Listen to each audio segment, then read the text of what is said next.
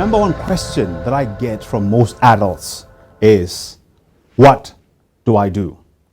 The second question that I normally get from adults is, how do I get it done? This made me realize that the number one struggle that most of us have is knowing what to do and how to do it. And I believe the reason for that is because 85% of adults struggle with confidence.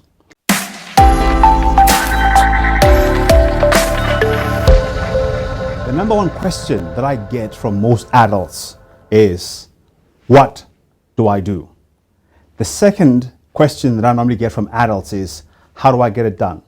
This made me realize that the number one struggle that most of us have is knowing what to do and how to do it. And I believe the reason for that is because 85% of adults struggle with confidence. My name is Jabu Zwane. I'm a mindset development specialist. I help executives and individuals and organizations to create critical mindsets vital for success.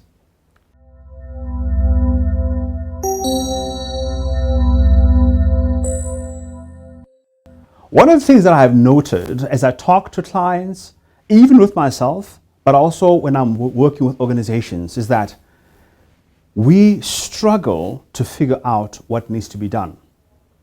Now, I want you to think about it in this way. If we don't know what we want to achieve, it's very difficult for us to know what needs to be done. So that is the first starting point. One of my spiritual mentors said this to me once: Jabu, I know you're going through a hard time, but you need to have an agenda. And I was like, what do you mean? He says, you know what? There are many things that need to be done in life, but an agenda gives you a list of priorities based on the one thing that you want to achieve. And so he said to me, an agenda will help you to know what activities you have to do, how much of those activities you're going to do, how well must you do them, and of course, it also will help you to figure out the level of fitness that you've got to have. And he explained to me fitness in this way, that these are the energy that is behind what you do, the flexibility behind what you do, the ability to adapt to different terrains and landscapes as you're venturing into what you're trying to do, and of course, to have also that agility to deal with emergencies. Now, these are very clear and very visible aspects of performance. Another thing that I want you to think about is this. There are these visible elements of performance, and then on the other side, there are these 7 invisible C's of performance. And if you don't know how to identify the 7 invisible C's, you are in big trouble. Now, what are they? Before I go into it, let me just recap again. On the one part, there are these things that are very clear. What is conscious? The actual activities, such as the skills that you've got to have, the knowledge that you've got to have. And we can see these as you're performing them. But for you to perform, to achieve the optimal outcomes, you need to be mindful of these 7 invisible C's. The first C is confidence, which is the strong belief in who you are as an individual, but also a strong belief in what you can do.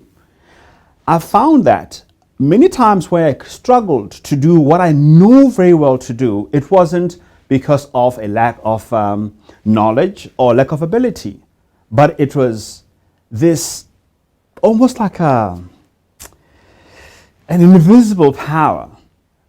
I can remember this one particular incident back in the day when I was still trying to get in television. Quite interesting that I'm here right now in front of a TV screen. I had an audition and they cued me to speak and I couldn't remember anything.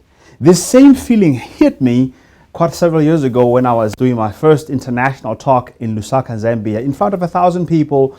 My mentor from the USA was there and his mentor was also there. And I was supposed to speak for 15 minutes. To date, I still can't remember what happened. I went completely blank. This is what I've learned. I need to have a strong belief in myself and what I can do. Now, the second part of that is character. Now, character is like a moral institution that you have personally. You have to have certain things that you believe in that sort of order your life around. It gives you the boundaries within which you do what you do, especially in business. If you don't have character, you can find yourself doing things that you don't want to do. If you don't have character, it's very difficult for you to stand up for anything because you don't believe in anything. So it's vital for us to have character. So that is the second C. First confidence, then character. Now, the thing about character is that even though you may have it, you still need the third C. And the third C is courage. Sometimes you believe strongly in what you can do. You know who you are. You know your identity. You know what you're all about. And you've got a moral framework that guides what you do. But the stakes are high. Maybe there's a threat in the environment. As you're working, maybe there are challenging times like maybe legislation or even the current economy or even as you see right now with load shedding.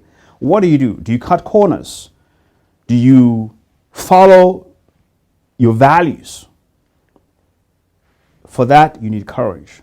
And courage is that moral conviction or the motivational moral conviction that you've got to have even as you're doing what you're doing. The third one is, or the fourth one, right? We spoke about confidence. We spoke about character. Spoke about courage. You got to go now into the fourth one. The fourth one now is consistency. This is where the visible elements of your performance start to meet with the invisible. And consistency is the ability to reach that high level of outcome over a certain period of time. My belief is that consistency is the strongest link in the chain of success. That there are certain activities that you've got to do regularly, methodically, strategically, in a systematic way to achieve what you want. The second part of consistency is that discipline. And discipline is that self-accountability, that self-leadership, that when nobody's looking, 2 a.m. in the morning, or maybe by yourself in your office, you continue to do what you're supposed to do. And the last element of consistency is that patience, which is about delaying gratification and understanding that things take time, especially great things. Success can only be achieved over time. Now, with consistency, though, it's crucial to note that if you've peaked, if you've plateaued, you may have to find a different way to continue. You can't continue with the same activities if they're not giving you what you need. And for that, you require creativity. And creativity is that ability to think about what is possible outside of what you know. Creativity, Einstein says, is intelligence having fun. Intelligence having fun. And this is the ability to think about outside of what is known. And that is why creativity is one of those important components, especially in terms of a currency, when you are, and that helps you also to adapt. Because remember earlier on, I mentioned about adaptability. And without creativity, it's very difficult for us to adapt. Now, after creativity, we got to think about collaboration. Because sometimes you find that you're stuck, right? You've been creative, you've been courageous, you have great character, you've been confident, you've been consistent, but now you need to go elsewhere to find more so that you can do more. And that's collaboration. And that's finding people who are like-minded like you. It's about being in spaces that you've not been before, to learn new things, to think about new possibilities, and to get partnership, to leverage what is available to you in terms of the ecosystem of your operation. And that is collaboration. But for collaboration to be successful, this last very important element is crucial. And that is communication, which is the ability to convey your ideas with clarity, with precision, with comprehension for the purpose that you want. And it's difficult for that to go back if you don't have an agenda, going back to my mentor. If you have an agenda, then you know what it is that you need to collaborate with people for. You know what it is that you need to communicate. And I want to close it in this way. Potential is the sum of all performance components working together at their optimal level. The sum of all performance components, what is that? The physical elements that I've spoken about in terms of activities, confidence, character, courage, consistency, creativity, collaboration, and communication. all of them working together at their optimal level, that is the sum total of what your potential is.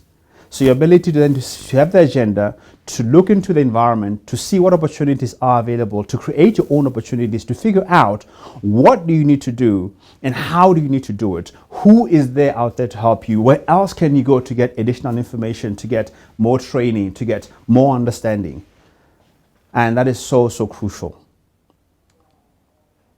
I hope this has been helpful to you, and to know that outside of your technical knowledge, which is normally predominantly your IQ, you also need to understand that the majority of your performance is trapped in these 7 C's. And if you don't know them, even though you may have clear understanding of what needs to be done, chaos can cripple your ability to achieve what you want.